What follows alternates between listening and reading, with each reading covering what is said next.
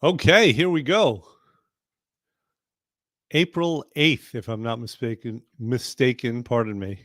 New mouth today. Uh Spring is well underway. And in fact, I don't have to tell everyone what's the big news for today. The big news is that there is going to be an eclipse. The next one won't be for like 11 years. Now, I could sum up what I know about eclipses in like two sentences. One is it's going to get dark for a while in the middle of the afternoon. The other is do not look into the sun. This is pretty much all I know. But it's supposed to be very cool. I don't have glasses yet. A lot of people have their glasses. They're going to look at it, but it can cause serious eye damage.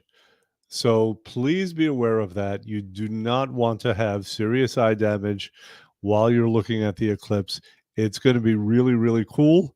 It's going to be different.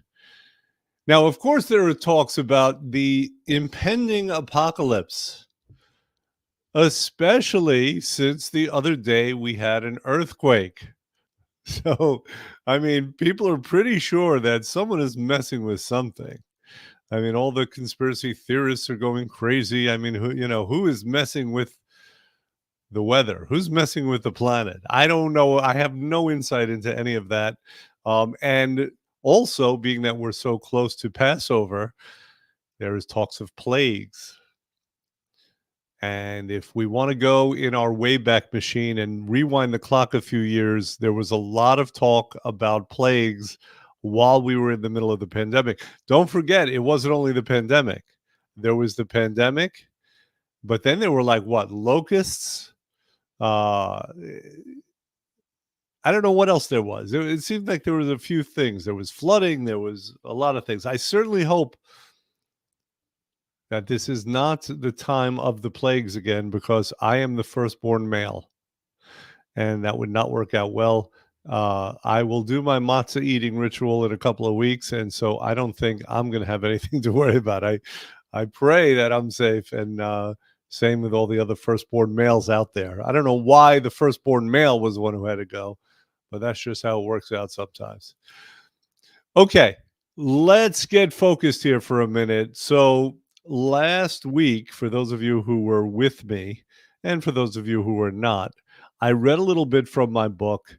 The obsession of late has been helping people keep it off. This is the big challenge, right? Most people who are listening have lost weight. Most people have lost weight several times. I mean, there's certainty about their ability to lose weight. You might understand what I'm talking about. There's pretty good certainty. I know I can do it if I try. This I hear from people, right?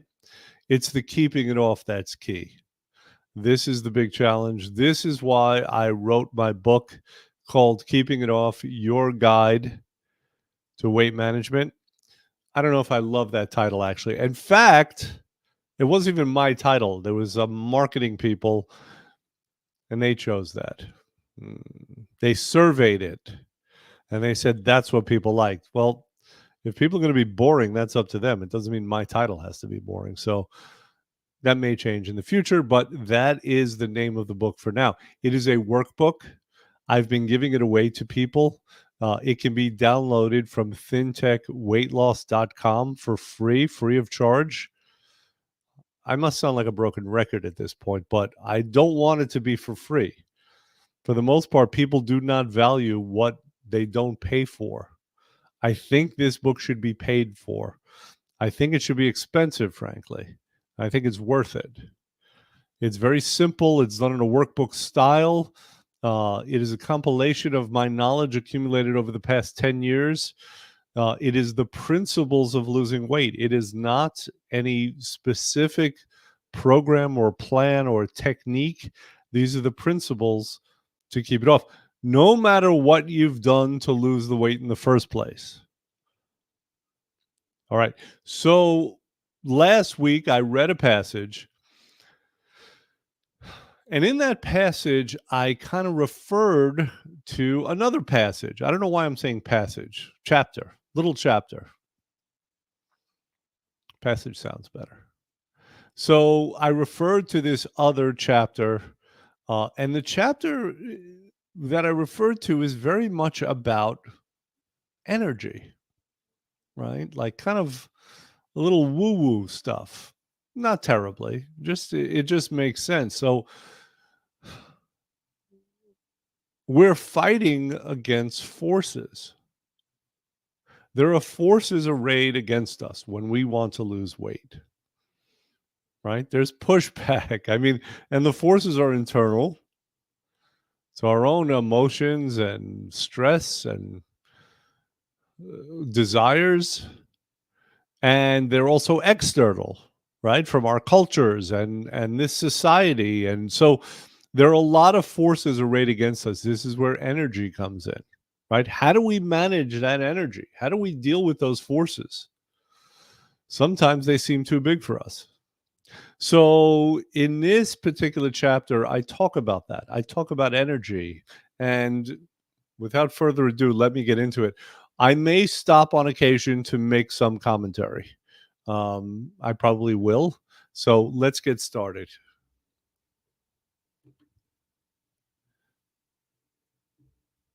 Oh, where'd it go? I lost it. No, I didn't. Here we go. Okay, good. All right. This chapter is entitled Change Your Environment. The great thing about expressions is that there is one for every occasion. For example, we have the saying that a rising tide lifts all boats. Similarly, we are cautioned not to swim against the current. Now, why all this tide and current talk in a guide about keeping your weight off? Well, tides and currents have to do with flows, and it is simply easier and far less exhausting to move along with the flow, providing the direction is correct, than to go against it. I have a cousin who received his undergraduate degree from the Wharton School of Business and his graduate degree from Harvard Business School.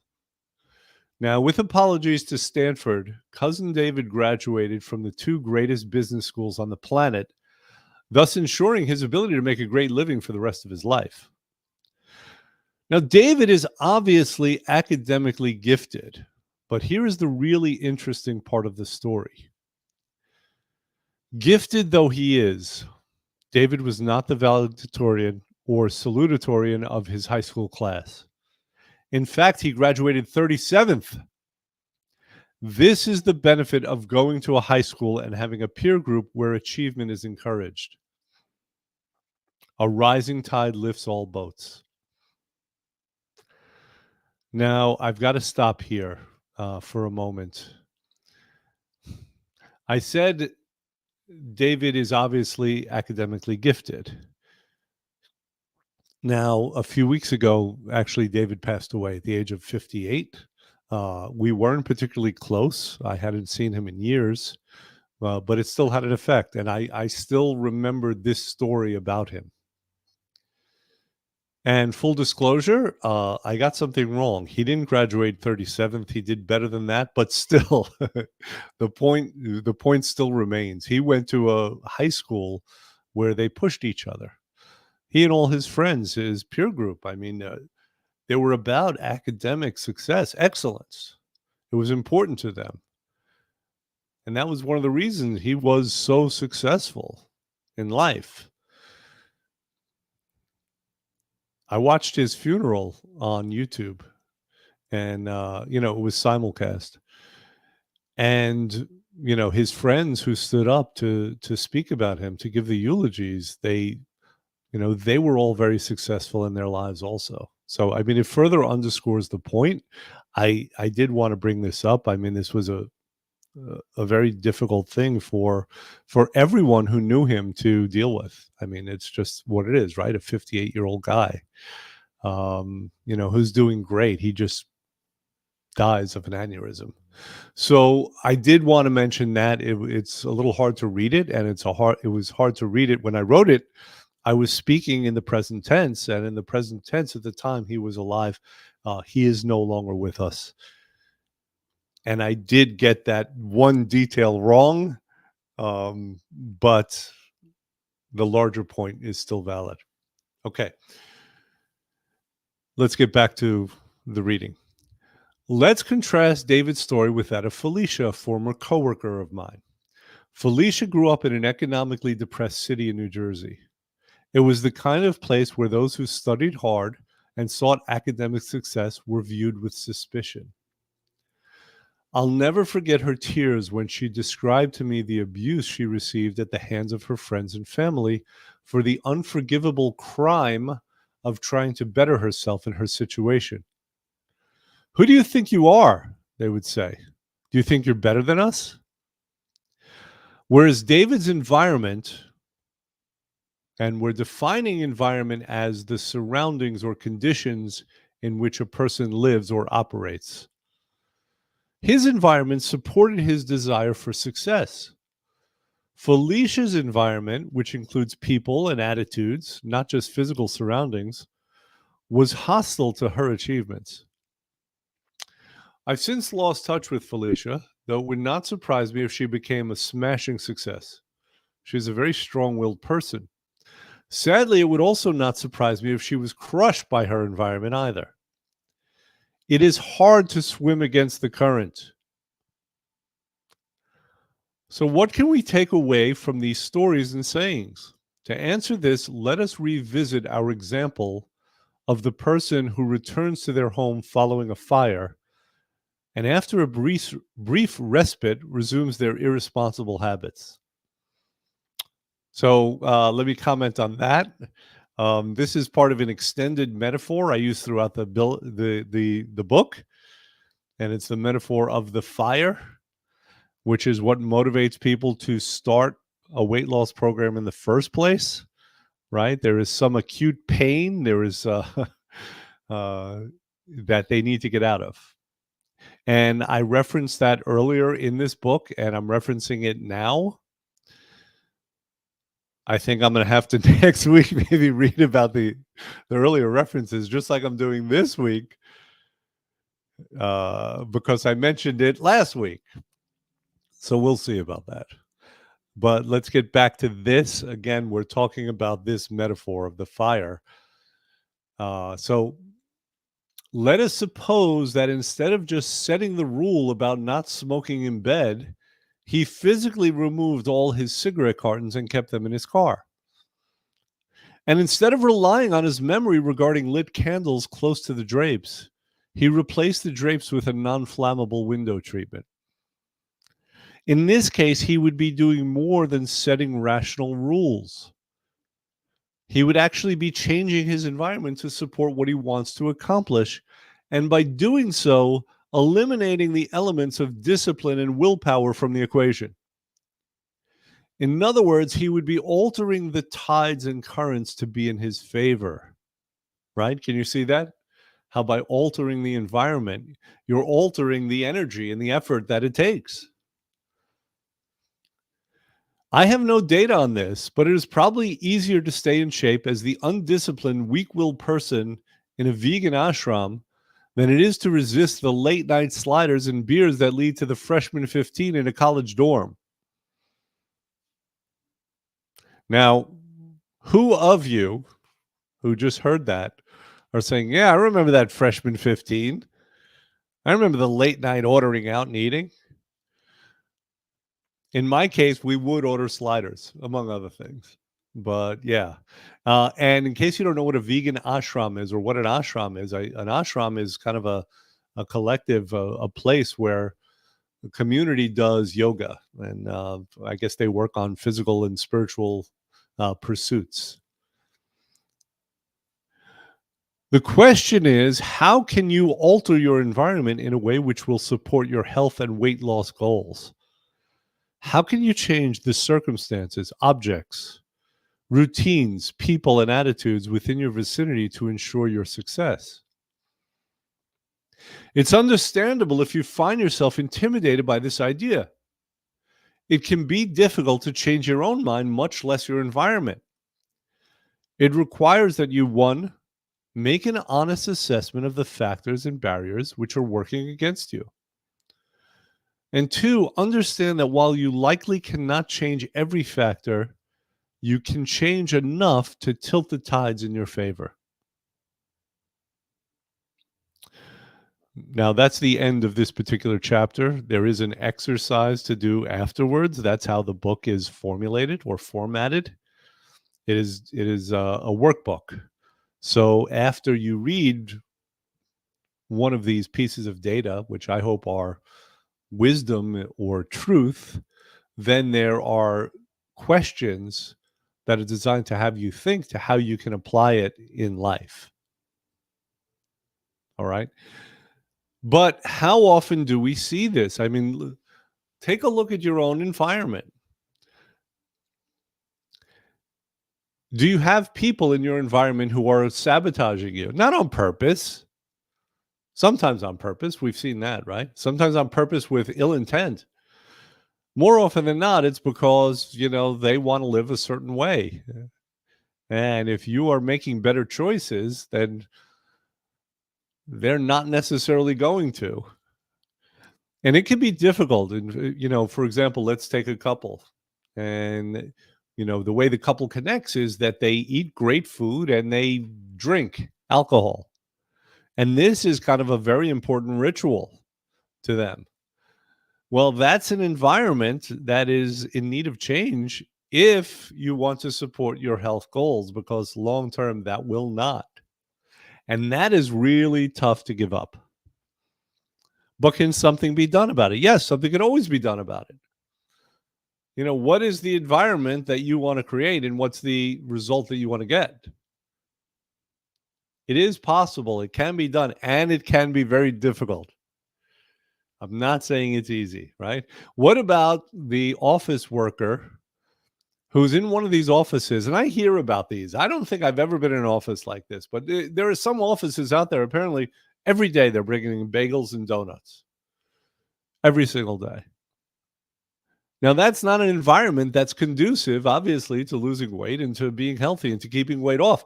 And not only that, but I've heard from people that who are in such an environment where if they try to make better choices, they're getting crap from the other people. It's kind of like the story with Felicia. What is it about people?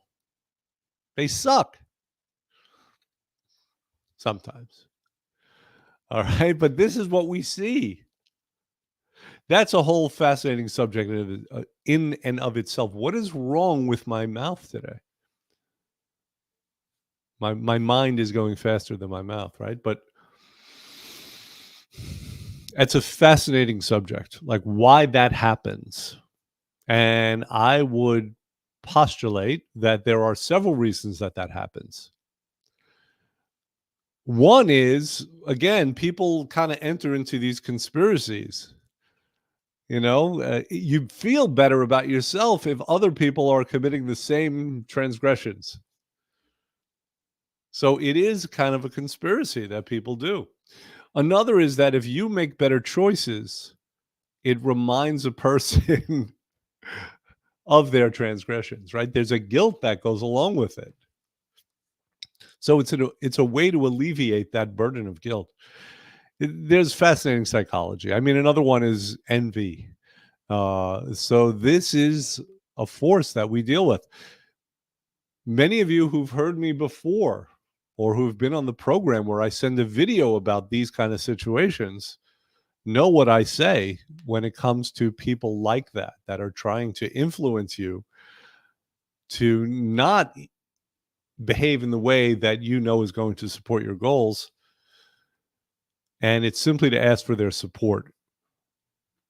And if they won't give it to you for whatever reason, then they get the timeout or they get another kind of a conversation, one that's not so polite, maybe.